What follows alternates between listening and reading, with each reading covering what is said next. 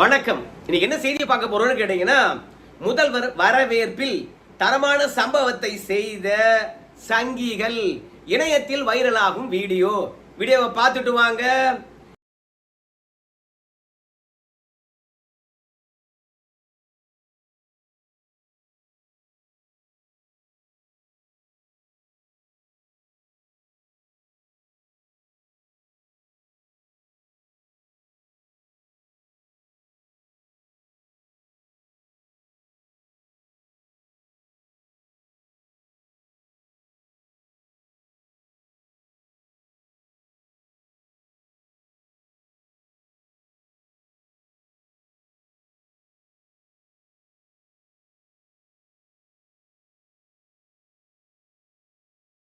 என்னப்பா, யாரோ பல்லுனர் ஒருத்தர் கையில் எடுத்துக்கிட்டு பைக்ல போயிட்டு இருக்கிறாரு. பல இடங்கள்ல கருப்பு கொடியானது கட்டப்பட்டு இருக்கிறது. இது என்னப்பா தரமான சம்பவம் அப்படின்னு சொல்லிட்டு நீங்க கேட்டீங்கன்னா, திமுக ஆட்சி இந்துக்களுக்கு எதிரான அடக்குமுறையை தான் ஏவுகிறது. அது எப்படின்றத உங்களுக்கு போக போக சொல்றேன். இந்த மாதிரி அடக்குமுறை ஏவுகின்ற அந்த ஆட்சியில சின்ன சின்ன சம்பவங்கள் கூட ஒரு புதிய புரட்சியை உருவாக்கலாம். அப்படிதான் யாரோ ஒரு சங்கி பெரும் புரட்சியை செய்திருக்கின்றார். அந்த வீடியோவை தான் நீங்க பாக்குறீங்க. நம்ம முதலமைச்சர் ஐயாவை பொறுத்த வரைக்கும் தூத்துக்குடி வந்தாரு. அதே மாதிரி திருநெல்வேலியில் வந்து நலத்திட்ட உதவிகளை வழங்கினார். சோ மோடி அவர்கள் தமிழகம் வந்தா எதிர்கட்சி வரிசையில் இருக்கின்ற பொழுது திமுகவினர் கருப்பு பலூனை பறக்க விடுவாங்க. தமிழ்நாட்டுக்கு வரவே கூடாது, கோ பேக் மோடி என்று சொல்லுவாங்க. ஆனால் இங்க தன்னுடைய உரிமைக்காக ஒருத்தன் தன் உயிரையே மாய்த்து கொண்டு இருக்கின்றான். இந்த அரசாங்கமானது கண்டுகொள்ளவே இல்லை. உணர்வு மிக்க யாரோ ஒரு சங்கி வந்து முதல்வருக்கு கருப்பு பலூனை பறக்க விட்டிருக்கின்றார். சொந்த மாநிலத்தில் சொந்த முதலமைச்சர் தன்னுடைய மாவட்டங்களுக்கு போகின்ற பொழுது கருப்பு கொடி காட்டுறாங்கன்னா இந்த சங்கிக்கு இருக்கக்கூடிய தில்ல பாருங்க. ரெண்டாவது, முதல்வருக்கு ஏற்பட்ட அவமானத்தை பாருங்க. அதுலயும் இன்னொரு முக்கியமான விஷயத்தை நீங்க கவனிச்சீங்கன்னா, முதல்வர் போகின்ற வழியில கருப்பு பலூனை பறக்க விட்டுட்டு போறாங்க. அது ஒருவரும் இருக்கட்டும், ஏதோ ஒரு கிராமத்துடைய தெருக்கல்ல கருப்பு கொடியை கட்டி இருக்கிறாங்க. அழகா குச்சியை நட்டு வரிசையா அந்த தெருவுல கருப்பு கொடியை நட்டு இருக்கின்றார்கள். இது ஒரு புரட்சி என்று சொல்லணும். ஏன்னா மதுரையிலே எங்கேயோ நடந்தது தீபம் ஏற்ற வேண்டும் என்ற உணர்வின் காரணமாக தற்கொலை செய்து கொண்ட நிகழ்வு. அதை கடைக்கோடி கிராமம் வரைக்கும் சங்கிகள் கொண்டு போய் சேர்த்திருக்காங்க பாருங்க. நம்முடைய உரிமைக்காக ஒருத்தன் உயிர் நீத்திருக்கின்றான், அவனுக்கு வீர வணக்கம் செய்ய வேண்டும் என்பதற்காக அழகா போட்டோ வச்சு மாலை போட்டிருக்காங்க பாருங்க, ஒரு சின்ன கிராமத்துல. இதுல இன்னொரு பியூட்டி என்ன தெரியுமா, அந்த கிராமத்துல இருக்கிறவங்க யாருமே வந்து எதிர்ப்பு தெரிவிக்கவே இல்லை. என் வீட்டுக்கு எதுக்குடா கருப்பு கொடி, டேய் நான் திமுக காரண்டா, நான் அதிமுக காரண்டா, யாருமே எதிர்ப்பு தெரிவிக்கவே இல்லை. எல்லா வீட்டு வாசல் படியிலும் அந்த தெருவில் கருப்பு கொடியானது ஏற்றப்பட்டிருக்குது. அங்க இஸ்லாமியர்கள் கூட இருந்திருக்கலாம், இந்துக்கள் கூட இருந்திருக்கலாம், மாற்று சமூகம் வேற கூட கிறிஸ்தவர்கள் கூட இருந்திருக்கலாம். ஆனால் அந்த தெரு முழுக்க கருப்பு கொடி ஏற்றப்பட்டிருக்குது. பிறகு திரும்பியும் மாற்று தெருவிலையும் வந்து பார்த்தீங்கன்னா கருப்பு கொடியானது ஏற்றப்பட்டிருக்குது. இதுல இருந்து என்ன தெரியுதுன்னு கேட்டீங்கன்னா, இந்துக்கள் நியாயத்துக்காக போராடுறாங்க அப்படின்றது அந்த தெருவில் இருக்கிறவங்களுக்கு நல்லா தெரிஞ்சிருக்கிறது. ரெண்டாவது, உயிர் நீத்த விஷயத்தை நம்ம மறைச்சிட்டோம் அப்படின்னு திமுக நினைக்குது. ஆனால் ஏதோ ஒரு கடைக்கோடி கிராமத்துல கூட நம்முடைய பூர்ணச்சந்திரன் திருப்பரங்குன்ற மலையின் மீது தீபம் ஏற்ற வேண்டும்ன்றதுக்காக தன் உயிரை மாய்த்து கொண்ட விஷயம் நல்லா தெரிஞ்சிருக்குது.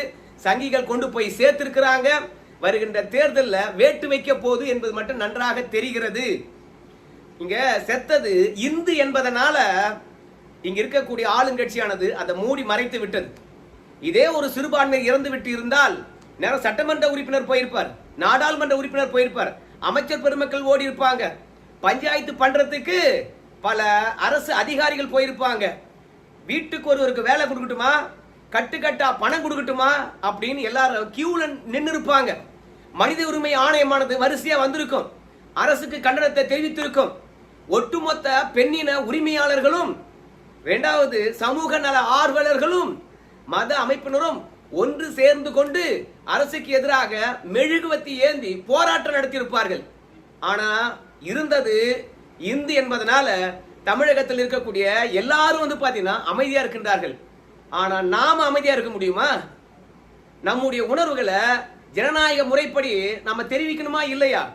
அதுக்காக சொந்த முதலமைச்சருக்கே வந்து பாத்தீங்கன்னா அவருடைய மண்ணிலே வந்து அவர் வருகின்ற பொழுது கருப்பு கொடி ஏற்றுவதா? முதல்வர் வருவது என்ன அவ்வளவு தீமையான விஷயமா? திருநெல்வேலிக்கு வருகின்றார் என்றால் நலத்திட்டங்களை கொட்டி கொடுக்கதான வராரு அப்படின்னு சொல்லுகின்ற போது, மக்கள் அமைதியா இல்லாத பொழுது, மக்களுடைய உரிமை காக்காத போது, பாகுபாடுடன் நடந்து கொள்ளுகின்ற பொழுது நலத்திட்டங்கள் கொடுத்தா என்ன, கொடுக்காட்டா என்ன? ஒவ்வொரு இந்துனுடைய உணர்வை யாரோ ஒரு சங்கி கருப்பு கொடி ஏத்தி வெளிப்படுத்தி இருக்கின்றான். உண்மையாகவே அவனுக்கெல்லாம் ஒரு ராயல் சல்யூட் அடிக்கணும் அப்படின்னு சொல்லிட்டு சமூக வலைதளத்துல கருத்தை பதிவிட்டு இருக்கின்றார்கள். இந்த வீடியோவை எங்க எடுத்தேன்னு நீங்க நினைக்கிறீங்க? முன்னணி தொலைக்காட்சியிலிருந்து தான் இந்த வீடியோவை நான் எடுத்தேன். இதுல இருந்து என்ன தெரியுதுன்னு கேட்டீங்கன்னா, எல்லா கிராமத்திலும் கொடி ஏத்திருப்பாங்க, சாலைகளிலும் கொடி ஏத்திருப்பாங்க. ஆனா காவல்துறையை பொறுத்த வரைக்கும் சாலைகள்ல இருக்கிறத மட்டும் நீக்கிடுவாங்க. ஏன் தெரியுமா? முதல்வர் கண்ணுல கருப்பு கொடி தெரியக்கூடாது, எதிர்ப்பு தெரிவிக்கிறாங்க. இங்க இருக்க இந்த காவல்துறை என்ன பண்ணுச்சு அப்படின்னால சாலைகள்ல இருக்கின்ற கருப்பு கொடியோ, முதல்வருக்கு கருப்பு கொடி காட்டுறவங்களையோ வந்து பாத்தீங்கன்னா எல்லாரையும் போங்கயா அப்படின்னு விலக்கிட்டு இருப்பாங்க. நம்மளுக்கு முதல்வருக்கு கருப்பு கொடி காட்டுறது மட்டுமா வேலை? கிடையாது. நம்மளுக்கு ஏற்பட்ட புறக்கணிப்பையும் நம்முடைய உரிமை மறுக்கப்பட்ட விஷயத்தையும் ஒவ்வொரு மக்களிடம் கொண்டு போய் சேர்ப்பது தானே நம்முடைய இலக்கு. அதனால ரோட்ல கருப்பு கொடி ஏத்துக்கின்ற போதோ கருப்பு கொடி காட்டுகின்ற போதோ அதை காவல்துறையானது தடுத்து நிறுத்தலாம். ஆனா தமிழ்நாட்டில் இருக்கக்கூடிய நியாயத்தை விரும்பக்கூடிய மக்களிடையே போய் ஒரு இந்துக்களுக்கு என்ன மாதிரி அநியாயம் நடந்திருக்குது, நீதிமன்ற தீர்ப்பை கூட இந்த அரசாங்கமானது நடைமுறைப்படுத்தலையே. இந்த நியாயமான கோரிக்கையை நிறைவேற்றாத அரசாங்கத்துக்கு இந்துக்கள் கருப்பு கொடி காட்டுறாங்க. இன்னைக்கு இந்துக்கள் பெரும்பான்மை இருப்பதனால அவங்கள ஒன்று சேர்க்க முடியாது, ஒன்று சேர மாட்டாங்க என்பதனால இந்த அரசாங்கமானது அலட்சியமா போகலாம். ஆனா நாளைக்கு இதே கிறிஸ்துவர்கள், நாளைக்கு இதே இஸ்லாமியர்கள் பெரும்பான்மையானோரா மாறிட்டாங்கன்னு வச்சுங்களேன், இன்னைக்கு இந்துக்களுக்கு நடக்கிறது நாளைக்கு கிறிஸ்தவர்களுக்கு நடக்காதா? கொஞ்சம் நினைச்சு பாருங்க. நம்ம முதலமைச்சரை பொறுத்த வரைக்கும் கிறிஸ்துமஸ் விழாவில் கலந்துக்கிறாரு. நம்ம துணை முதலமைச்சரை பொறுத்த வரைக்கும் கிறிஸ்துமஸ் விழாவில் கலந்துக்கிறாரு. ஒரு கட்சி தலைவரா அவரு எந்த மத விழாவில் வேண்டுமானாலும் கலந்துக்கிட்டோம், அதை பத்தி எனக்கு கேள்வி கிடையாது. ஏன்னா அவங்க கட்சி கொள்கை இருக்கும். ஆனா ஒரு முதலமைச்சரா வந்து பாத்தீங்கன்னா அந்த விழாவில் கலந்து கொள்கின்ற போது எனக்கு ஒரு ஆசை இருக்காதா? என்னுடைய நியாயமான கோரிக்கை அவர்கிட்ட வச்சா நிறைவேற்றுவாரா? வெறுமனே கிறிஸ்தவர்களும் இஸ்லாமியர்களும் மட்டுமா சேர்ந்து ஓட்டு போட்டாங்க அவங்களுக்கு? இந்துக்கள் யாரும் ஓட்டு போடவே இல்லையா? அதுலயும் நம்ம முதலமைச்சர் அவர்கள் அடிக்கடி சொல்லுவாரு, எங்க கட்சியில 90% இந்துக்கள் இருக்கிறாங்க அப்படிங்கிற. குறைவா அவங்க கட்சியில் இருக்கக்கூடிய இஸ்லாமியர் கிறிஸ்தவருடைய விழாவில் கலந்து கொள்கின்ற முதலமைச்சர் 90% இந்துக்கள் இருக்கக்கூடிய திமுக கட்சியில அந்த திமுகவில் இருக்கக்கூடிய இந்துக்களுடைய மன ஓட்டத்தை புரிஞ்சுக்கிட்டு அடுத்த முறை தைப்பூச விழாவில் கலந்து கொள்வாரா? இல்ல யாரு ஒன்னா சேர்ந்து ஓட்டு போடுவாங்களோ அதனால விழாவில் கலந்துகிட்டு ஓட்டு வேட்டையாடுவது மட்டும்தான் என்னுடைய வாடிக்கை. மற்றபடி இஸ்லாமியர் விழாவிலையோ இல்ல கிறிஸ்துவர் விழாவிலையோ நான் கலந்து கொள்வதெல்லாம் வந்து ஓட்டுக்காக தான், மற்ற எதுக்கெல்லாம் கிடையாது அப்படின்றத உறுதிப்படுத்துற மாதிரி ஆயிடும். அதனால முதல்வரை பொறுத்த வரைக்கும் இந்துக்களுடைய மனப்பான்மையும் இந்துக்களுடைய நம்பிக்கையும் நான் மதிக்கிறேன். எல்லோருக்கும் எல்லாம் திராவிட மாடல் ஆட்சி அப்படின்னா தைப்பூசத்துல கலந்துக்கலாமே. ஏன்னா இப்ப தீபாவளியா இருந்தா அது வடநாட்டு பண்டிகை அப்படின்னுவாங்க, விநாயகர் சதுர்த்தியா அது வடநாட்டு பண்டிகை அப்படின்னுவாங்க. அதுலயும் இந்த விநாயகர் சதுர்த்தி இருக்குது பாரு, அதுல முக்கியமா ஒரு குறிப்பிட்டு சொல்லணும், சுதந்திரத்துக்காக இந்தியா முழுவதும் ஒரு எழுச்சியை ஏற்படுத்தணும் என்பதற்காக பால கங்காதர திலகர் வந்து பாத்தீங்கன்னா விநாயகர் சதுர்த்தியை பொதுப்படையாக்கினார். கிறிஸ்தவர்களும் இஸ்லாமியர்களும் இந்துக்கள் எல்லாரும் கொண்டாடட்டும், நம்முடைய ஒற்றுமையை இங்கிலீஷ்காரன் தெரிஞ்சுக்கிட்டு என்பதற்காக விநாயகர் சதுர்த்தியை இந்தியா முழுவதும் கொண்டு போய் சேர்த்தாரு. அதனால சுதந்திர கனல ஊட்டிய தேசபக்தியை வெளிப்படுத்தக்கூடிய விநாயகர் சதுர்த்தி வந்து திமுகவுக்கு ஆவாத கூட இருக்கலாம். ஏன்னா சுதந்திரத்துக்காக ஒரே ஒரு ஆளு கூட போராடாத ஒரே இழக்கம் எதுன்னு கேட்டீங்கன்னா திமுக தான், அதே மாதிரி திராவிட கழகம் தான்.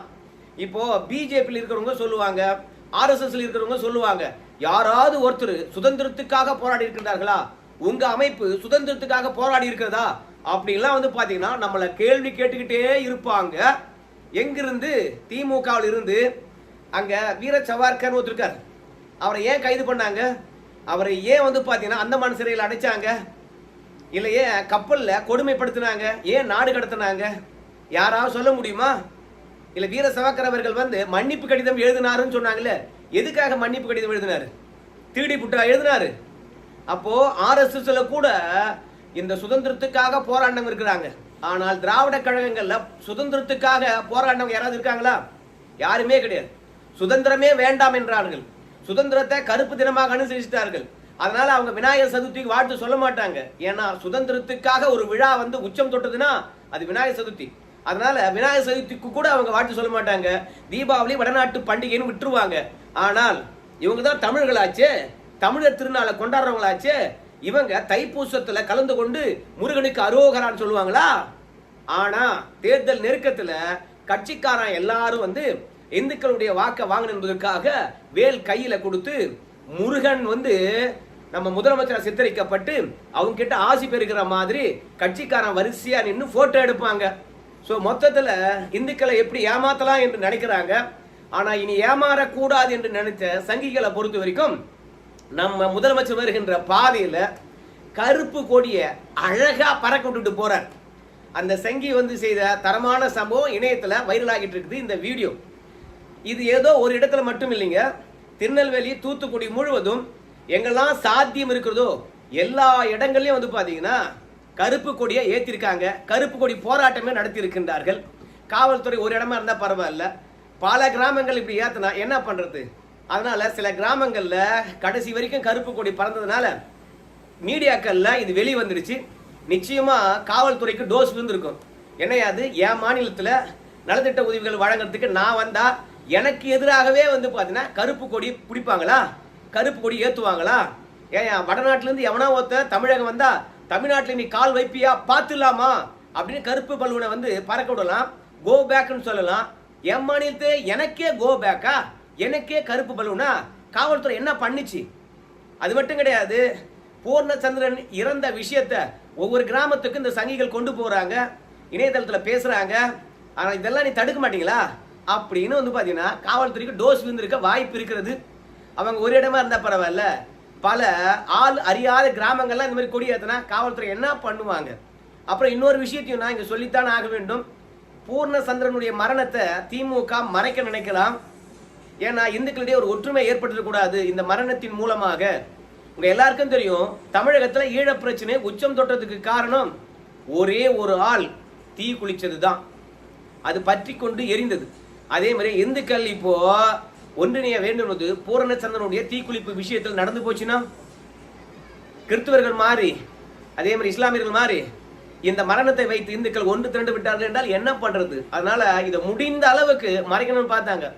ஆனால் ஒவ்வொரு அரசியல் ஆளுமையும் பத்திரிகையாளர்களை சந்திக்கின்ற பொழுது அங்க இருக்கக்கூடிய நிருபர் பூர்ணச்சந்திரனுடைய மரணத்தை பற்றி அரசியல் ஆளுமை கிட்ட கேள்வியை கேட்டுறாங்க.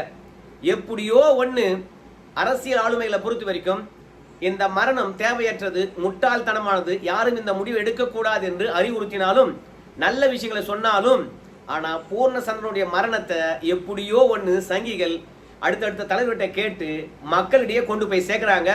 ரெண்டாவது, தொடர்ந்து லைவ்லயே வச்சிருக்காங்க. மறந்துடக்கூடாது என்பதற்காக அனுதினமும் ஏதோ ஒரு விஷயத்தை செஞ்சு அதை கடைசி வரைக்கும் பேசுபடு பொருளா வச்சிருக்காங்க.